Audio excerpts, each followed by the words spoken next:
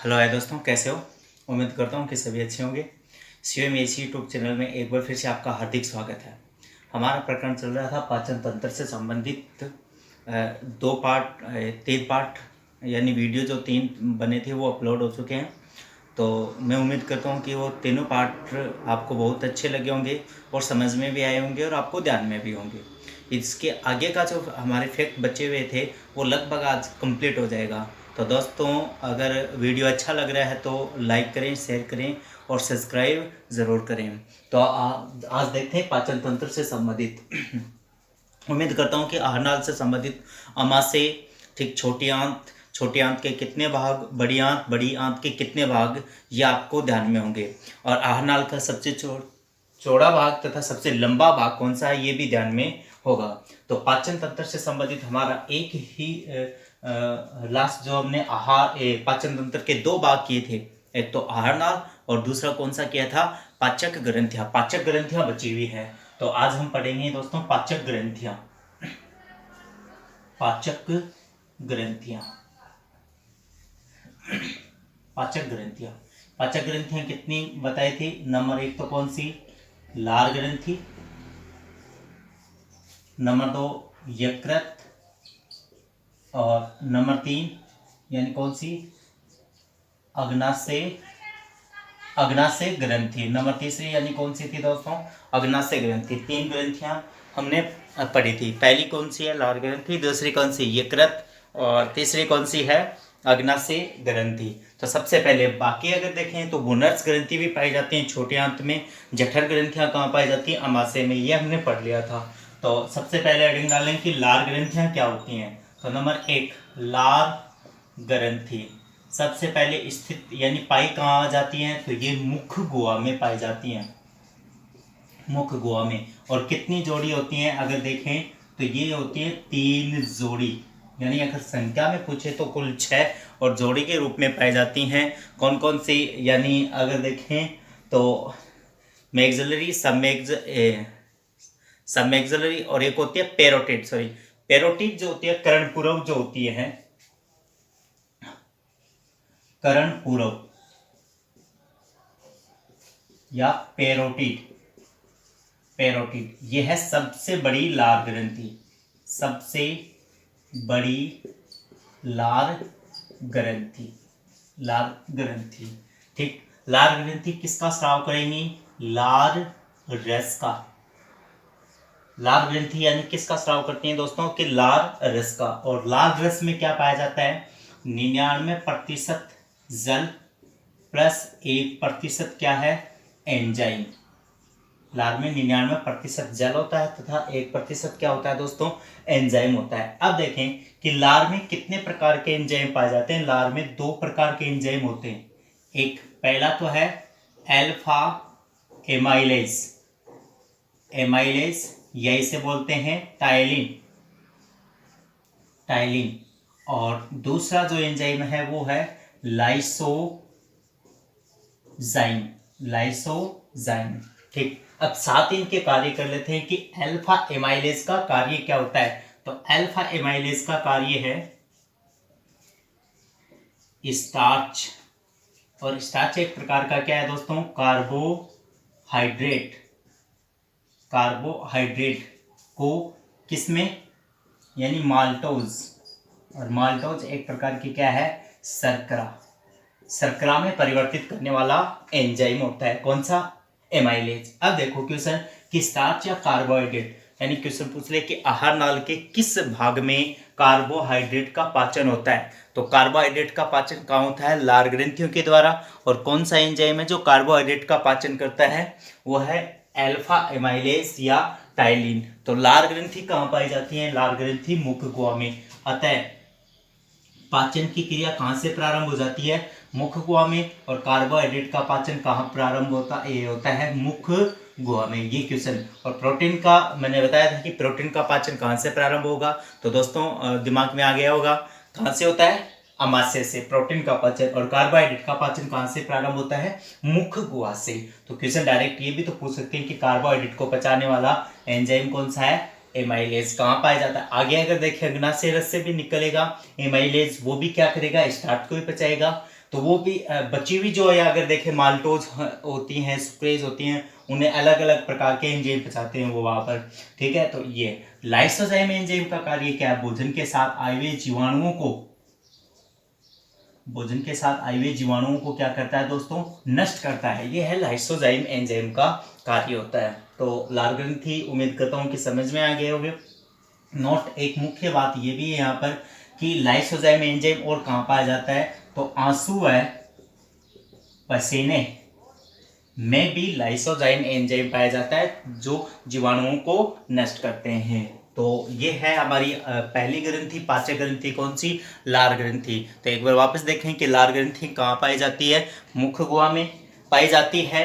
कितनी होती हैं? 3 जोड़ी होती हैं। सबसे बड़ी लार ग्रंथि कौन सी होती है? पेरोटिड यानी कर्णपूरक, और लाल रस स्रावित करती हैं, जिसमें 99% क्या होता है? जल होता है, और प्लस 1% क्या होता है दोस्तों? एंजाइम होता है। 2 प्रकार के एंजाइम है, अल्फा एमाइलेज टाइलिन, दूसरा लाइसोजाइम। अल्फा एमाइलेज का कार्य क्या है? स्टार्च यानी कार्बोहाइड्रेट का पाचन करता है जो माल्टोज या शर्करा में परिवर्तित कर देता है, और लाइसोजाइम एंजाइम भोजन के साथ आए हुए जीवाणुओं को नष्ट करता है।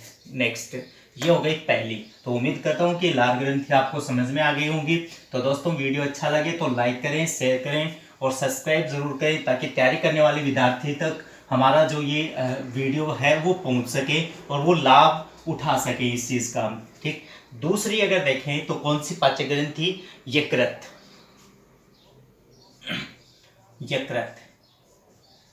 लीवर। हमने ग्रंथियों वाली वीडियो में पढ़ा था कि यकृत किस प्रकार की ग्रंथि है, अंतःस्रावी या बहिस्रावी? बहिस्रावी। फिर दूसरा देखें कि सबसे बड़ी, यकृत के बारे में सामान्य जानकारी देखें। सबसे बड़ी ग्रंथि कौन सी दोस्तों? यकृत। दूसरा, यकृत के अध्ययन को क्या कहेंगे? अध्ययन हिपेटोलॉजी। फिर तीसरा फैक्ट, आंतरिक सबसे बड़ा अंग,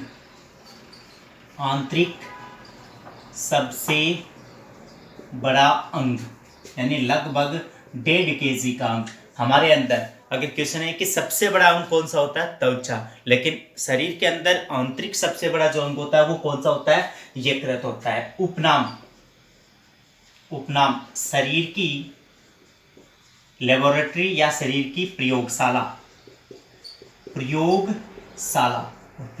क्यों कहते हैं? क्योंकि बहुत विभिन्न प्रकार के कार्य करता है। जैसे प्रयोगशाला में विभिन्न प्रकार के कार्य संपन्न होते हैं, वैसे ही शरीर में यकृत विभिन्न प्रकार के कार्य करता है, तब इसे शरीर की क्या कहते हैं दोस्तों? प्रयोगशाला। तो वापस देखें कि लीवर सबसे बड़ी ग्रंथि है, अध्ययन एपेटोलॉजी है, आंतरिक सबसे बड़ा अंग यानी 1.5 kg, उपनाम शरीर की प्रयोगशाला।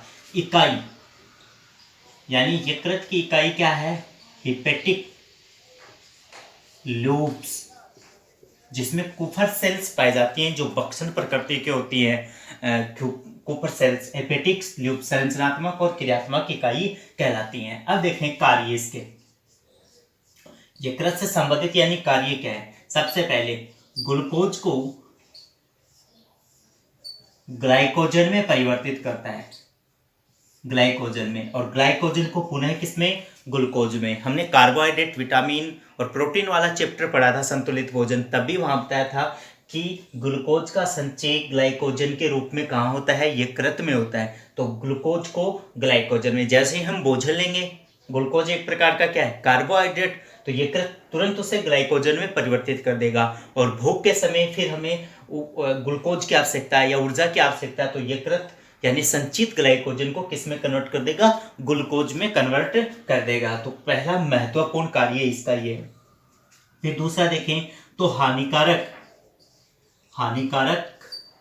अमोनिया को यूरिया में परिवर्तित करता है। तीसरा, हिपेरिन का स्राव करता है, और उम्मीद करता हूँ हिपेरिन आपको ध्यान में आ गया होगा कि हिपेरिन क्या है। हिपेरिन एक प्रतिस्कंदक पदार्थ है, प्रतिस्कंदक पदार्थ है जो रक्त को थक्का बनने से रोकता है, तो वो इसका स्राव भी यकृत करता है। फिर एक हिस्टामिन एक एलर्जी कारक पदार्थ होता है, उसका भी स्राव कौन करता है दोस्तों? यकृत ही करता है। फिर अगर देखें तो विष को विषहीन करने वाला अंग भी कौन सा है दोस्तों? यकृत है। ये विभिन्न प्रकार के कार्य कौन करता है? यकृत करता है। तब इसे क्या कहते हैं? शरीर की प्रयोगशाला कहा जाता है। फिर दूसरा अगर देखें तो पीतरस का स्राव। पीतरस में कोई पाचक रस नहीं है, केवल कोई पाचक एंजाइम नहीं है, केवल रस है जो भोजन को ग्रहणी में क्षारीय माध्यम प्रदान करता है। तो पीतरस का स्राव भी पीतरस का पित्ताशय से स्रावित होता है, लेकिन पीतरस का संग्रहण यकृत में होता है। पीतरस को संग्रहित करना यानी संग्रहण करना, ये भी यकृत का क्या होता है? एक इंपॉर्टेंट कार्य होता है। तो दोस्तों ये है यकृत। एक बार वापस देखें कि यकृत शरीर की सबसे बड़ी प्रयोगशाला यकृत, अध्ययन हेपेटोलॉजी, आंतरिक सबसे बड़ा अंग यकृत जिसका वजन 1.5 kg के लगभग, उपनाम शरीर की प्रयोगशाला, इकाई हिपेटिक ट्यूब जिसमें कूपर सेल्स पाई जाती हैं, कार्य ग्लूकोज को ग्लाइकोजन में परिवर्तित करना, हानिकारक अमोनिया को यूरिया में परिवर्तित करना, हिपेरिन का स्राव करना, विष को विषहीन करने वाला अंग हिस्टामिन का स्राव करना और पीतरस का संग्रहण करना। ये यकृत के विभिन्न कार्य हैं। ठीक है, यकृत कई रोगों से प्रभावित भी अंग होता है, तो ये रोगों वाले चैप्टर में हम करेंगे। एक ये है मोस्ट, कई बार ये आता है कि नोट डालकर लिख लें इस चीज को, कि जहर खाए हुए व्यक्ति की मृत्यु का निश्चित कारण जानने के लिए शरीर के किस अंग का पोस्टमार्टम किया जाता है? पोस्टमार्टम, तो उसका आंसर क्या होगा? यकृत। यानी जहर खाए हुए व्यक्ति की मृत्यु का निश्चित कारण जानने के लिए शरीर के किस अंग का पोस्टमार्टम किया जाता है दोस्तों? लिवर का। तो ये यकृत से संबंधित है। तो दोस्तों उम्मीद करता हूं कि यकृत के बारे में भी आपको समझ में आया होगा। और लास्ट हमारी पाचक ग्रंथि बची है, वो कौन सी है? अग्नाशय ग्रंथि, पेनक्रियाज।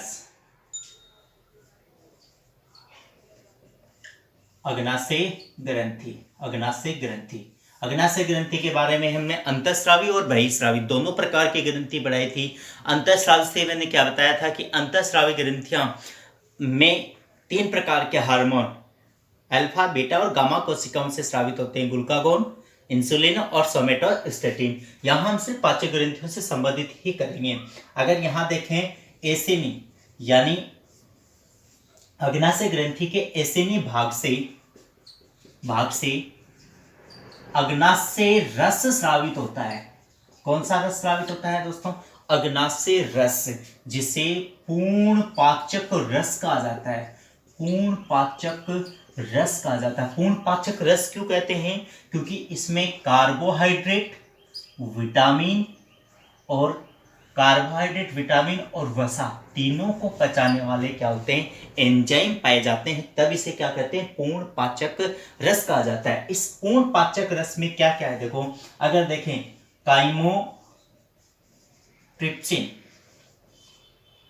काइमोट्रिप्सिन, एंटेरोकाइनेज, ठीक, या ट्रिप्सिन जो किसका पाचन करते हैं? यानी प्रोटीन का पाचन करते हैं। ठीक, दूसरा लाइपेज जो किसका पाचन करते हैं? वसा का पाचन करते हैं, यानी वसा को वसीय अम्ल प्लस ग्लिसरॉल में परिवर्तित करता है। और एक कौन सा? एमाइलेज किसका? स्टार्च का पाचन करता है। और स्टार्च क्या है? कार्बोहाइड्रेट। तो देखो तीनों भोज्य पदार्थ जो हमें ऊर्जा प्रदान करते हैं वो भोज्य पदार्थ हैं। संतुलित भोजन में हमने तीनों भोज्य पदार्थ के बारे में जाना था, प्रोटीन, वसा और स्टार्च। इन तीनों को पचाने वाला कौन सा रस है? अग्नाशय रस। तब इस रस को क्या कहा जाता है दोस्तों? पूर्ण पाचक रस कहा जाता है। यानी कौन सा रस है जो पूर्ण पाचक? तो ध्यान में रखेंगे अग्नाशय रस है। अब देखें अग्नाशय रस यानी अग्नाशय ग्रंथि में ये क्रिया नहीं होती। अग्नाशय रस कहाँ आकर गिरता है? यानी ग्रहणी। और ग्रहणी किसका भाग है? छोटी आंत। तो ये पाचन की क्रिया कहाँ होती है? छोटी आंत में। तब यानी अधिकांशतः भोजन का पाचन देखा जाए तो कहाँ पर होता है? छोटी आंत। और माइक्रोविलाई छोटे आंत के सतही क्षेत्रफल को बढ़ा देती हैं, जिसके कारण अधिकांशतः भोजन का क्या हो जाता है दोस्तों? पाचन हो जाता है। और अगर यहां देखें तो कौन सा? सुक्रेज भी एंजाइम होता है, माल्टेज भी एंजाइम होता है और ग्लेक्टेज एंजाइम होता है। सुक्रेज किसका पाचन करेगा? सुक्रोज को। और किस में 2 इकाइयों में तोड़ देगा। याद होगी कि सुक्रोज किस में होगी, यानी ग्लूकोज प्लस फ्रक्टोज में। माल्टोज किस माल्टोज का ग्लूकोज में तोड़ देगा, ये ग्लूकोज प्लस फ्रक्टोज में तोड़ देगा। और ग्लेक्टोज किसका, ग्लेक्टेज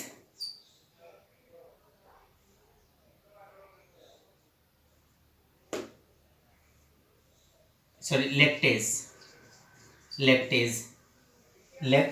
लेक्टेज जो होता है वो लेक्टोज का पाचन करता है। लेक्टोज जो शर्करा होती है लेक्टोज, और उसको किसमें, यानी ग्लूकोज प्लस ग्लेक्टेज में परिवर्तित करता है। तो ये पाचन की क्रिया जो होती है वो अग्नाशय ग्रंथि से स्रावित होने वाला अग्नाशय रस की सहायता से होता है। तो दोस्तों एक बार देखें, अग्नाशय ग्रंथि यानी बहिस्रावी एक प्रकार की पाचक ग्रंथि होती है जो एसिनी भाग से अग्नाशय रस का स्राव करती है। अग्नाशय रस क्या है, पूर्ण पाचक रस है। क्यों कहते हैं पूर्ण पाचक, क्योंकि कार्बोहाइड्रेट, विटामिन और वसा को पचाने वाले इसमें विभिन्न प्रकार के एंजाइम होते हैं। जैसे मुख्य देखें, काइमोट्रिप्सिन प्रोटीन का पाचन, लाइपेज वसा का पाचन, एमाइलेज स्टार्च यानी कार्बोहाइड्रेट का पाचन, सुक्रोज का पाचन, माल्टोज का पाचन, लैक्टोज का पाचन करता है। और ये क्रिया कहाँ होती है, ये ग्रहणी में होती है। ग्रहणी किसका भाग है, छोटी आंत का भाग होता है। तो दोस्तों ये हमारी पाचक ग्रंथियों से संबंधित थे। ठीक है, तो उम्मीद करता हूँ कि दोस्तों वीडियो अच्छा लगा होगा, और वीडियो अच्छा लगे तो लाइक करें, शेयर करें। आज के लिए इतना ही पढ़ेंगे, और कुछ अन्य महत्वपूर्ण या पाचन तंत्र से संबंधित जो सारांश बच गया है वो अगले वीडियो में हम करेंगे। ठीक है, तो मैं उम्मीद यही करता हूँ कि आपको दोस्तों अच्छा लगा होगा। पाचन तंत्र से संबंधित जो भी फैक्ट बताए गए होंगे, और आपने यानी जितने फैक्ट वगैरह बताए हैं वो आपको ध्यान में भी होंगे, और ये आप साथ साथ याद भी करते रहेंगे। तो दोस्तों वीडियो को ज़्यादा से ज़्यादा शेयर करें, ताकि भी हर एग्ज़ाम की तैयारी करने वाले विद्यार्थी, जैसे रिट है, पटवारी है, राजस्थान पुलिस है, उस तक ये पहुंच सकें, और वो लॉकडाउन के समय इस चीज़ का लाभ उठा सकें। तो मैं उम्मीद यही करता हूं कि आप दोस्तों ज़्यादा से ज़्यादा लिंक को शेयर कर रहे होंगे। और अगर वीडियो में आप नए हैं तो सब्सक्राइब ज़रूर करें हमारे चैनल, और कमेंट करके ज़रूर बताएं कि आपको वीडियो या जो पढ़ाने का तरीका वगैरह है वो कैसा लग रहा है। और तो उम्मीद करता हूँ कि दोस्तों आपको बहुत ही पाचन तंत्र से संबंधित जितने फैक्ट वगैरह बताए हैं पसंद आए होंगे। तो आज के लिए इतना ही, मिलते हैं अगले वीडियो में। थैंक यू, धन्यवाद।